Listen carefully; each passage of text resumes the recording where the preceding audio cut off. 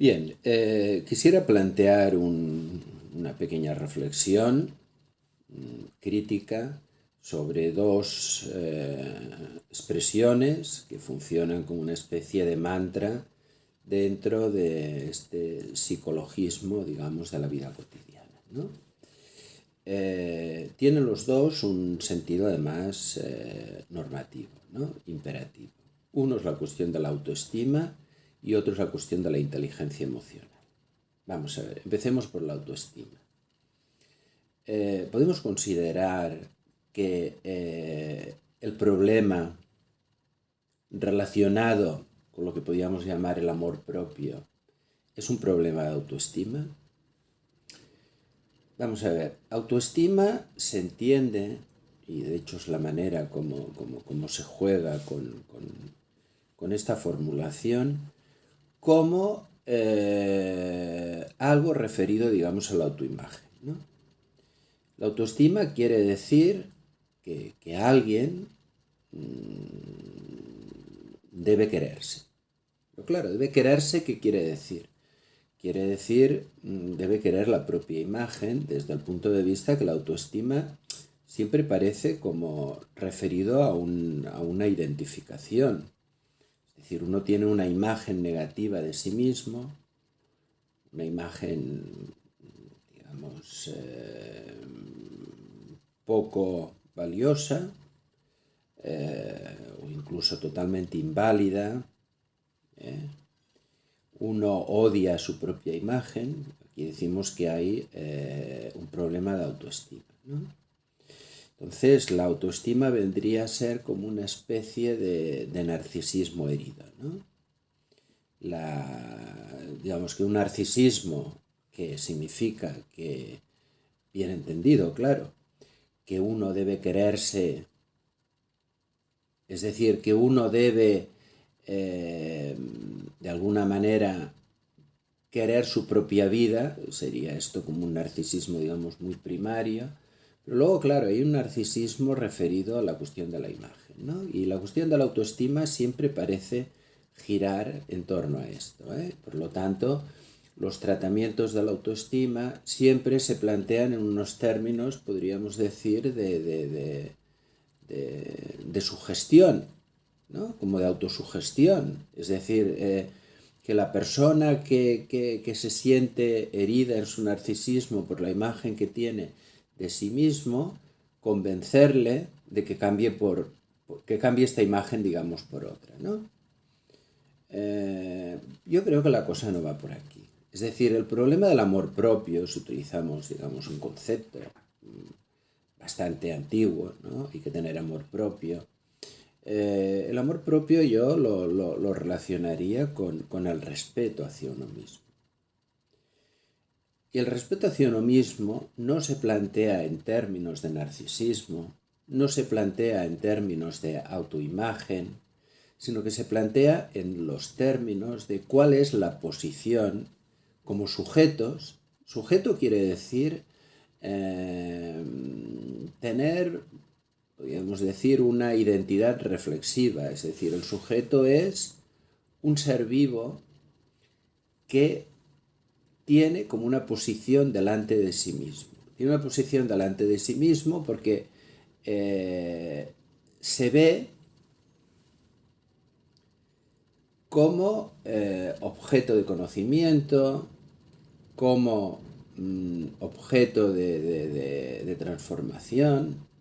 Entonces, este sujeto que se mira a sí mismo,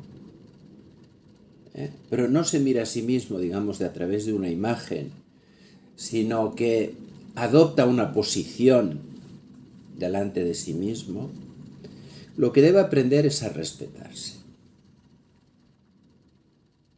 Respetarse. Respetarse siempre implica no una identificación, sino que el respeto a uno mismo yo creo que es una determinada actitud, una determinada posición. Igual que lo es el respeto con respecto a los otros, ¿no? Y fijémonos que es la base, o sea, la base de una de las bases de la ética es el propio reconocimiento y el reconocimiento del otro, pero planteado en términos de respeto, no en términos de imagen. No se trata de querer la propia imagen o querer la imagen del otro.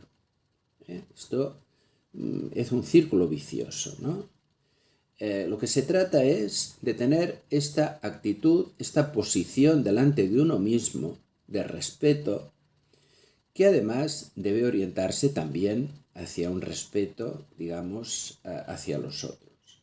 Con lo cual el problema no lo planteamos en términos psicológicos, sino en términos éticos. La segunda cuestión es la de la inteligencia emocional. Vamos a ver, la inteligencia emocional es un término absolutamente confuso.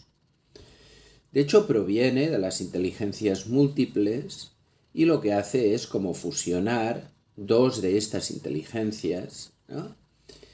que haría referencia, digamos, a, por una parte,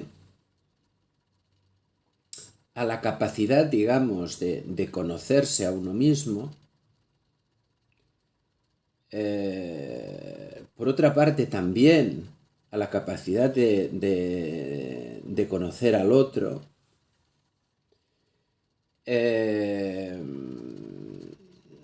Hace también referencia a lo que sería el control emocional y hace también referencia, digamos, a la empatía.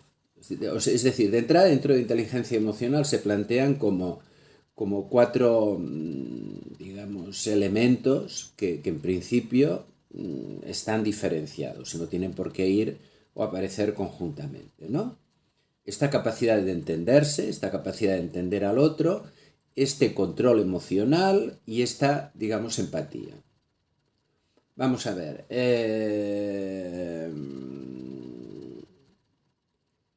Que uno tenga capacidad de entenderse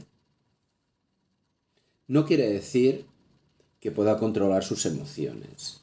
Ni quiere decir, que esto todavía puede tener una cierta relación, que pueda entender al otro. Ni quiere decir que tenga empatía.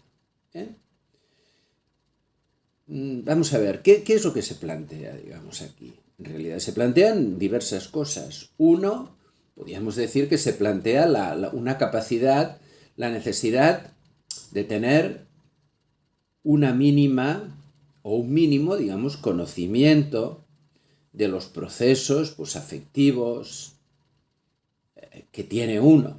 Es decir, que uno mínimamente debe entender, digamos, su afectividad, que esto es un trabajo de introspección y que evidentemente es un trabajo que muchas veces, pues, también requiere una ayuda, ¿no? Por otra parte, la cuestión del control emocional no tiene nada que ver con la inteligencia. Esto es algo que siempre se había vinculado a un concepto que yo creo que desgraciadamente ha desaparecido tanto de la psicología cognitiva, como de la psicología humanista, del psicoanálisis, que es una cuestión de carácter, ¿no? Es como esta estructura, digamos, interna, ¿no? Esta estructura interna que nos permite, de alguna manera, regular, digamos, las emociones.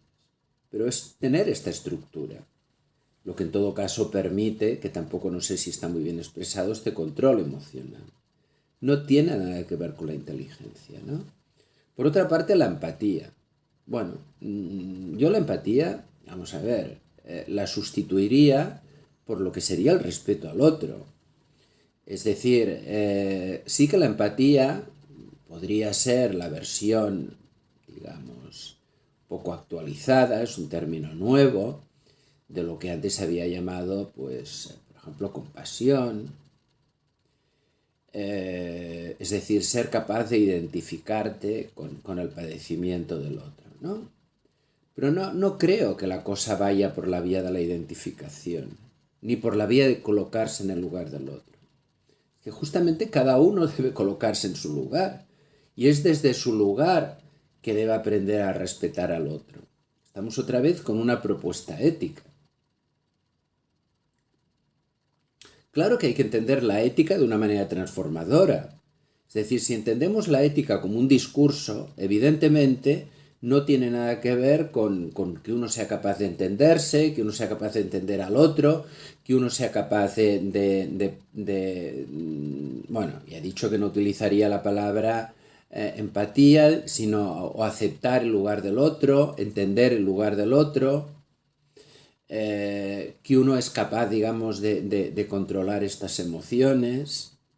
Es decir, si entendemos la ética como un trabajo de transformación interna, que debe cambiar nuestra posición como sujetos delante de nosotros mismos y delante del otro, entonces creo que sí que vamos por el buen camino. El problema es, como muchas veces se ha planteado, el psicologismo que introducimos dentro de los problemas de la relación con nosotros mismos y de la relación con el otro.